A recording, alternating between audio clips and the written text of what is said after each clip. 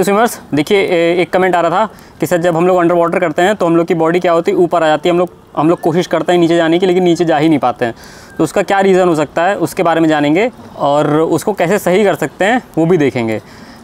तो जनरली क्या होता है कि जब ये दिक्कतें किस में आती है ना, जैसे बिगिनर्स में आती हैं, क्योंकि वो बॉयंसी जो होती है, जो बॉयंसी फोर्स होती है, उसको वो लोग कंट्रोल नहीं कर पाते हैं। इस दिक्कत को बॉयंसी कंट्रोल बोला जाता है। कि आप लोग जब अंडर वाटर जाते हो तो फिर क्या होता है, जैसे कोई भी ऑब्जेक्ट पानी में जाता है तो उस पर क्या होता है, जैसे ये ऑब्जेक्ट है पानी में गया तो नीचे से इस पर फोर्स लगता है, बॉयंसी फोर्स लगती है, जो अपथ्रस्ट होता है पानी का, वो उसको ऊपर उठाने की कोशिश करता है। और हम लोग का बॉडी वेट क्या होता है, नीचे जाता है। लेकिन जैसे आप लोग क्या करते हो, जब अंडर वाटर जाते हो तो क्या होता है, एक डीप इनहेल करते हो ना, अपने लंग्स में क्या होता है, अपने फेफड़ों में एयर को स्टोर करते हो, तो आपका ये एयर चैम्बर बन जाता है। मान लीजिए स्टोर करा तो यहाँ एयर चैम्बर बन गया। अब एयर होती है वो वाटर के तो ऊपर ही आने की कोशिश करेगी ना, और अब जो बॉयंसी फोर्स है वो भी ऊपर उठाने की कोशिश करेगी। तो दोनों मिल के एक ग्रेटर फोर्स लगाते हैं, जिससे आपकी बॉडी ऊपर आने लगती है और आप अंडर वाटर सही तरीके से कर नहीं पाते हो।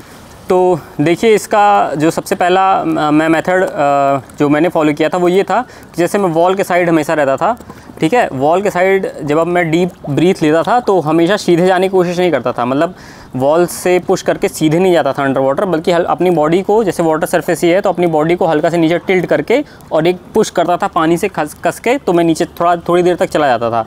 और फिर धीरे धीरे जैसे एक बार पानी के नीचे चला गया, फिर उसके बाद फिर एक और पुश करता था, लेग नहीं चलाता था, फिर एक और पुश करता था, फिर उसके बाद मैं अपना लेग मूवमेंट स्टार्ट कर देता था।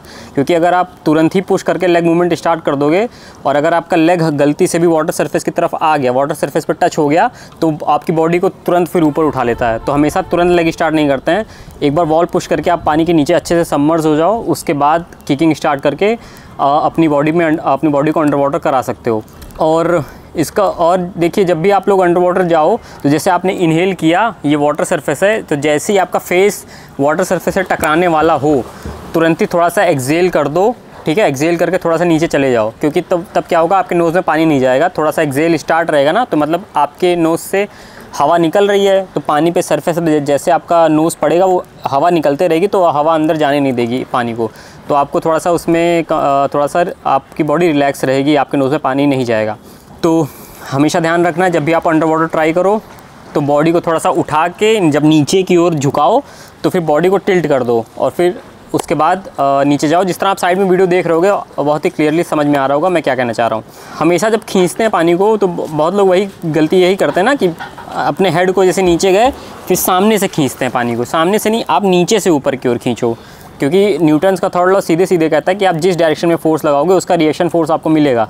तो अगर आप पानी को सामने से पीछे खींचोगे तो फिर आपकी बॉडी आगे जाएगी। अगर नीचे से ऊपर खींचोगे, मतलब नीचे से किसी चीज़ को ऊपर की ओर फेंक रहे हो, तो आपको रिएक्शन फोर्स नीचे की ओर मिलेगा। अगर आप ऊपर से पानी को नीचे खींच रहे हो तो आपको रिएक्शन फोर्स ऊपर मिलेगा। तो आपको जिस डायरेक्शन में जाना उसी डायरेक्शन में पानी को पुल करेंगे तो उसी डायरेक्शन में आपकी बॉडी आगे बढ़ जाएगी। और देखिए, बॉयंसी फोर्स कैसे एक्ट करती है, मतलब जो एयर चैम्बर जो आप एयर इनहेल करते हो तो आपका लंग्स एयर चैम्बर का जो काम करता है वो कैसे काम करता है, उसका आप इस तरह प्रैक्टिस कर सकते हो। जिस तरह साइड में आप देख रहे हो कि आप डीप ब्रीथ लो और अपने अगर आपके नोज़ में पानी जाता है तो अपने नोज़ को ऐसे पकड़ लो और एक बॉल बनाओ, अपने बॉडी का एक बॉल बना लो और बॉडी को छोड़ दो, मतलब एकदम रिलैक्स छोड़ दो 10-15 सेकंड के लिए। तो आप देखोगे आपकी बॉडी पहले नीचे तो जाएगी, फिर धीरे धीरे ऊपर आ जाएगी। तो फिर ये काम होता है आपका जो एयर चैम्बर होता है, मतलब जो आपके फेफड़ों में एयर होती है, उसका काम ये होता है। और जब भी आप प्रैक्टिस करो अंडर वाटर के तो हमेशा ब्रीथ को होल्ड करके प्रैक्टिस करो। ब्रीथ को आप लोग अगर रिलीज़ कर दोगे तुरंत ही पूरा, मतलब जैसे अंडर वाटर का तुरंत रिलीज़ करना स्टार्ट कर दिए तो आप दूर तक नहीं जा पाओगे।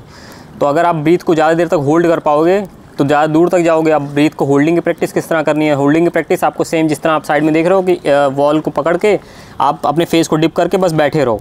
उसमें क्या होगा कि जैसे आप 1 मिनट तक, मतलब पानी के बाहर 1 मिनट तक सांस रोक पाते हो, तो पानी के अंदर हो सकता है 30 सेकंड तक ही रोक पाओ। क्यों रोक पाओ? क्योंकि थोड़ा सा उलझन होती है, क्योंकि पानी क्या होता है 800 टाइम्स डेंस होता है, एयर से 800 गुना ज़्यादा डेंस होता है।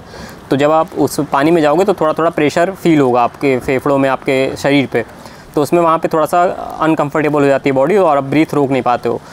तो वहाँ पे प्रैक्टिस करोगे धीरे धीरे, 2-3 दिन प्रैक्टिस आप रेगुलर करोगे तो क्या होगा कि आप होल्ड करने लग जाओगे, 1 मिनट तक ईज़िली होल्ड कर लोगे। और फिर वही होल्डिंग, फिर उसका सेकंड पॉइंट ये होता है कि जैसे आपने होल्ड करने के 1 मिनट तक आप होल्ड करने लगे पानी के नीचे, फिर क्या होगा जब आप अपने बॉडी को मूव करोगे तो आपके मसल्स को भी ऑक्सीजन की नीड होती है। तो जो आप मान लो आपके फेफड़ों में जो हवा है, जो ऑक्सीजन है, वो धीरे धीरे क्या होगी आपके मसल्स में भी जाएगी, क्योंकि आप जैसे हैंड मूवमेंट करोगे तो मसल्स आ रही है, इंगेज हो रही है, तो मसल्स यहाँ इधर ट्रांसफ़र हो जाएगी। आप लेग करो तो लेग में थोड़ी सी ऑक्सीजन चली जाएगी, तो ऑक्सीजन थोड़ी सी डिवाइड हो जाएगी। तो जब वो होगा तो क्या होगा कि आप 1 मिनट की जगह 40 सेकंड तक ही हो सकता है अंडर वाटर कर पाओ, लेकिन धीरे धीरे उसमें भी आप प्रैक्टिस करोगे तो वो भी 1 मिनट से ज़्यादा आप लोग कर ले जाओगे। और सबसे मेन चीज़ है कि आप लोग को फ्रस्ट्रेटेड नहीं होना है कि जैसे आप लोग अंडर वाटर कर रहे हो, पहले 1-2 दिन नहीं हो पा रहा है। ज़्यादातर बिगनर में ये दिक्कत आती है कि 1-2 दिन वो लोग करते हैं, फिर नहीं हो रहा है, फिर फ्रस्ट्रेटेड हो जाते हैं कि यार मुझसे क्यों नहीं हो रहा, मैं मोटा हूँ क्या, या मेरा बॉडी वेट ज़्यादा है। तो ये सब कोई रीज़न नहीं होता है। आप चाहे जितने मोटे हो, चाहे जितने पतले हो, चाहे जितने छोटे हो या एकदम बूढ़े हो, कोई ये सब फैक्टर नहीं काम करता। अगर आप टेक्निक सही है तो आप इजीली स्विमिंग का कोई भी स्ट्रोक बहुत ही ईजिली कर लोगे। तो इस चीज़ से डिमोटिवेटेड नहीं होना है कि नहीं हो रहा है, प्रैक्टिस करते रहनी है, फिर आपसे हो जाएगा। तो हमेशा मोटिवेटेड रहिए। और अगर ये वीडियो आप लोग को हेल्पफुल लगी हो तो इसको लाइक कर दीजिएगा, और जो लोग स्विमिंग सीख रहे हैं, जो लोग फ्रस्ट्रेटेड हैं, उनके साथ शेयर कर दीजिएगा, और चैनल को सब्सक्राइब कर दीजिएगा। तो ठीक है, फिर मिलते हैं नेक्स्ट वीडियो में। Thank you, bye.